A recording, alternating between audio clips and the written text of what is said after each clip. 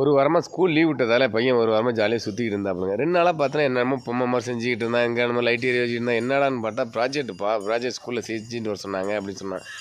என்னப்பா ப்ராஜெக்ட் சொல்லுப்பான்னு சொல்லி சொன்னேன். நாளைக்கு காலையில் அவன் ஸ்கூல் போகும்போது எல்லாத்தையும் விவரமாக சொல்கிறேன் அப்படின்னு சொல்லி சொன்னாங்க. என்னென்ன ப்ராஜெக்ட் செஞ்சுருக்கான்னு சொல்லி அவன்கிட்ட கேட்போம். என்னென்ன ப்ராஜெக்ட் செஞ்சுருக்கா?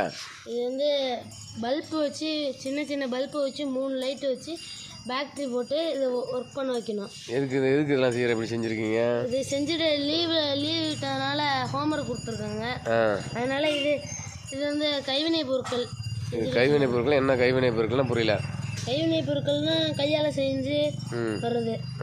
என்னென்ன இதெல்லாம்? இது தட்டு, அடுப்பு, அம்மிக்கல், கொடைக்கல், பானை, லட்டு எடுத்துகிட்டு போகிறது, வானல், அகல், முக்காலி. இது லைட் எரிய வச்சு காமி பார்ப்போம். எரியுதா?